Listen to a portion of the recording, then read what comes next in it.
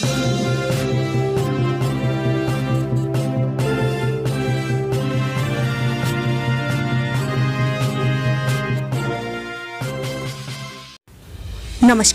आपका हमारे news channel UK24 news में स्वागत है।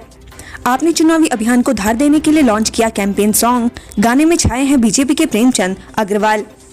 2022 के विधानसभा चुनाव के लिए तमाम राजनीतिक दलों ने अपना प्रचार अभियान तेज कर दिया है। इसी कड़ी में आज आम आदमी पार्टी ने प्रदेश कार्यालय में पार्टी का कैंपेन सॉन्ग लॉन्च किया है। आम आदमी पार्टी के CM face colonel Ajay Kothiyal की मौजूदगी में यह कैंपेन सॉन्ग लॉन्च किया गया। इस दौरान कर्नल अजय कोठियाल ने कहा कि इस सॉन्ग में सभी चीजें हाईलाइट करने की कोशिश की गई है।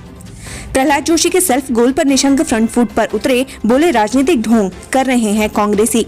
बीजेपी ने आज सरकार के 5 सालों के कामकाज का ब्यौरा दिया। इसकी कमान पूर्व मुख्यमंत्री रमेश पोखरियाल निशंक ने संभाली। इस दौरान निशंक ने कहा कि वे सिर्फ 5 नहीं बल्कि सरकार के 500 काम गिना सकते हैं। उन्होंने कहा कि कांग्रेस उत्तराखंड में सैनिकों की तैशी दिखने का ढोंग कर रही है।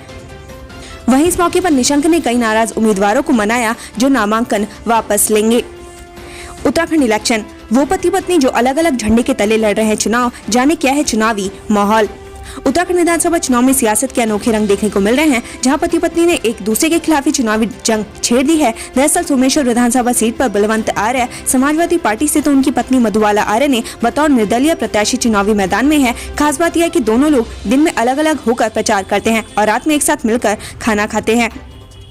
सचिन मने राजकुमार के चुनावी पायलट देहरादून में मांगे वोट। राजस्थान के पूर्व उप मुख्यमंत्री और कांग्रेस नेता सचिन पायलट ने देहरादून में कांग्रेसी प्रत्याशी के पक्ष में जनता से वोट करने की अपील की है। सचिन पायलट ने राजपुर रोड विधानसभा सीट से कांग्रेस प्रत्याशी राजकुमार के पक्ष में घंटाघर से पलटन बाजार तक जनता से वोट मांगा। 3 और 4 फरवरी को बर्फबारी और बारिश की आशंका, चुनाव प्रचार पर पड़ेगा खलल। उत्तराखंड मौसम विभाग ने प्रदेश के पर्वतीय और मैदानी जिलों में 3 और 4 फरवरी को बारिश और बर्फबारी की संभावनाएं जताई हैं। मौसम विभाग के पूर्वानुमान के मुताबिक मौसम खराब होने से 3 और 4 जनवरी को चुनाव प्रचार में खलल पड़ सकता है। मैदानी और पर्वतीय क्षेत्रों में ओलावृष्टि भी संभावना जताई गई है। सीएम धामी ने सरकार की गिनाई उपलब्धियां, प्रत्याशी के पक्ष में मतदान करने की अपील। उत्तराखंड में चुनाव से पहले सियासी गतिविधियां तेजी से चल रही हैं। इसी कड़ी में मुख्यमंत्री पुष्कर सिंह धामी सोमवार को पौड़ी पहुंचे। इस दौरान उन्होंने बुआखाल में जनसंपर्क करते हुए बीजेपी प्रत्याशी राजकुमार पोरी के पक्ष में मतदान करने की अपील की है। इस मौके पर सीएम धामी ने सरकार की उपलब्धियों को गिनाया। निर्वाचन आयोग ने चुनावी रैलियों में दी ढील। 5 राज्यों में विधानसभा चुनाव को लेकर चुनाव आयोग ने बड़ी घोषणा की है। केंद्रीय निर्वाचन आयोग ने डोर टू डोर कैंपेन की भी छूट दी है। अब एक उम्मीदवार 20 लोगों के घर जा जाकर चुनाव प्रचार कर सकेगा। रूठने पर जो मनाते थे, अब उन्हीं के खिलाफ प्रचार करेंगे हरक सिंह। श्रीनगर में गणेश गोदियाल के लिए मांगेंगे वोट। कांग्रेस नेता हरक सिंह रावत ने कहा कि वो श्रीनगर विधानसभा सीट से कांग्रेस प्रत्याशी गणेश गोदियाल के लिए वोट मांगेंगे। उन्होंने कहा कि कांग्रेस में एंट्री होने का फायदा गणेश गोदियाल को मिलेगा और श्रीनगर से कांग्रेस की जीत होगी। ये भी दिलचस्प बात है कि बीजेपी सरकार में मंत्री रहते जब हरक रूठे तब धन सिंह रावत को उन्हें मनाने की जिम्मेदारी मिलती थी। आचार संहिता उल्लंघन के 150 मामले दर्ज, चुनाव में कैश और शराब का भी खूब हो रहा इस्तेमाल।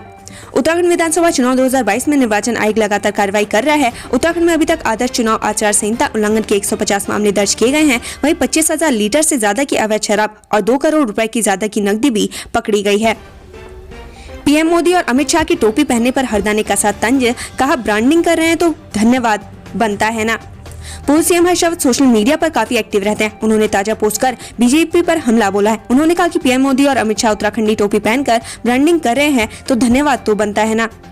कांग्रेस से बागी शूरवीर सिंह सजवान ने नामांकन लिया वापस, इन सीटों पर भी प्रत्याशी पीछे हटे। उत्तराखंड विधानसभा चुनाव की उल्टी गिनती शुरू हो चुकी है। नामांकन वापसी के आखिरी दिन प्रत्याशियों ने अपने नाम वापस लिए हैं। ऋषिकेश विधानसभा सीट से भी कांग्रेस से बागी होकर निर्दलीय प्रत्याशी के रूप में नामांकन करने वाले कांग्रेस के वरिष्ठ नेता शूरवीर सिंह सजवान ने आखिरकार अपना नामांकन वापस ले ही लिया है। इस दौरान शूरवीर सिंह सजवान ने कांग्रेस प्रत्याशी जयेंद्र रमोला को अपना भी समर्थन दिया। वहीं सजवान का आशीर्वाद मिलने के बाद जयेंद्र रमोला खुश और गदगद नजर आ रहे हैं। देहरादून, पत्नी नेकलेस के लिए करती थी जिद, पति ने चाकू से गोद कर की हत्या, ऐसे चढ़ा पुलिस के हत्थे। थाना नेहरू कॉलोनी क्षेत्र के अंतर्गत फ्रेंड्स एनक्लेव डिफेंस कॉलोनी में पत्नी की हत्या कर फरार चल रहे आरोपी पति को थाना नेहरू कॉलोनी पुलिस ने फ्रेंड्स कॉलोनी के गेट के पास गिरफ्तार कर लिया है। पुलिस द्वारा आरोपी को न्यायालय में पेश कर जेल भेजा गया। पुलिस के मुताबिक घटना के दौरान आरोपी पति ने काफी मात्रा में शराब पी रखी थी। संसद में राष्ट्रपति का अभिभाषण, वैक्सीनेशन और इंफ्रास्ट्रक्चर विकास के लिए सरकार को सराहा। संसद के बजट सत्र 2022 की शुरुआत के मौके पर राष्ट्रपति रामनाथ कोविंद ने संसद को संबोधित किया। अपने अभिभाषण में राष्ट्रपति ने आर्थिक और सामाजिक क्षेत्र सरकार की ओर से हासिल की गई उपलब्धियां बताई। उनके अभिभाषण में उन्होंने कोरोना काल में हो रहे वैक्सीनेशन, प्रधानमंत्री अन्न कल्याण गरीब योजना, प्रधानमंत्री कृषि योजना समेत अन्य मुद्दों पर चर्चा की। कालाढूंगी विजिट, बंशीधर बोले बीजेपी जीत की तो कांग्रेस हार की लगाएगी हैट्रिक। बीजेपी जीत की तो कांग्रेस हार की हैट्रिक लगाएगी, ये कहना है कालाढूंगी विधानसभा सीट से बीजेपी प्रत्याशी बंशीधर भगत का। साथ ही तंज भरे लहजे में कहा कि बीजेपी कांग्रेस को भी साथ में लेकर चल रही है और उनके साथ कोई भेदभाव नहीं किया जाएगा। दशकों से बरकरार मिथक तोड़ पाएंगे प्रेमचंद अग्रवाल, चर्चाएं तेज। तीर्थनगरी ऋषिकेश का एक ऐसा मिथक है जो दशकों से बरकरार है। आज तक कोई भी इस मिथक को तोड़ नहीं पाया है। विधानसभा चुनाव में लोगों की जुबान पर इसी मिथक को लेकर चर्चा तेज है। साथ ही तरह तरह के कयास भी लगाए जा रहे हैं। ऋषिकेश में आज सभी की जुबान पर एक ही बात है कि क्या प्रेमचंद अग्रवाल चौथी बार विधानसभा चुनाव जीतकर इतिहास रच पाएंगे। लोगों के भीतर इस प्रश्न का उठना भी वाजिब है। दरअसल ऋषिकेश में आज तक कोई भी राजनेता 3 बार से अधिक चुनाव नहीं जीत पाया है। ऋषिकेश में ग्राम प्रधान, पार्षद या नगर पालिका अध्यक्ष किसी ने भी अभी तक चौथी बार जनता को अपने पक्ष में लाने में असफल रहे हैं। अगले साल जीडीपी 8.5% रहने की उम्मीद।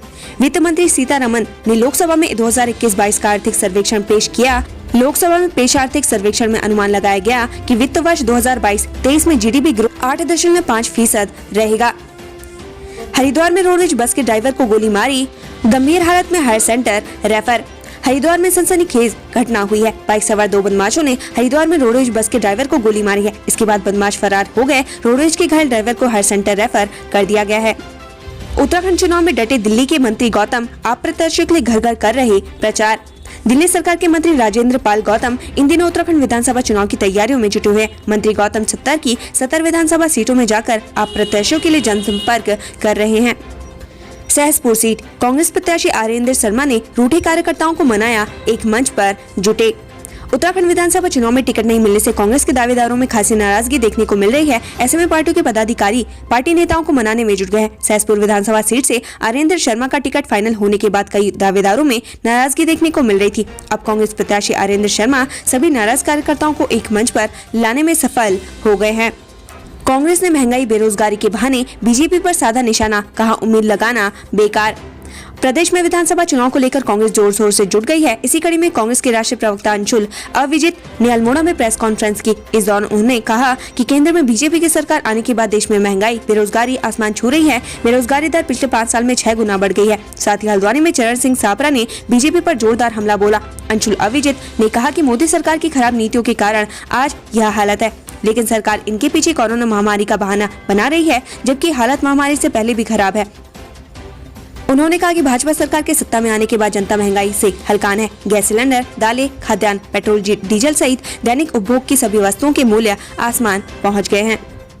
उत्तराखंड से संबंधित ऐसी खबरें पाने के लिए हमारे चैनल को लाइक व सब्सक्राइब जरूर करें। धन्यवाद।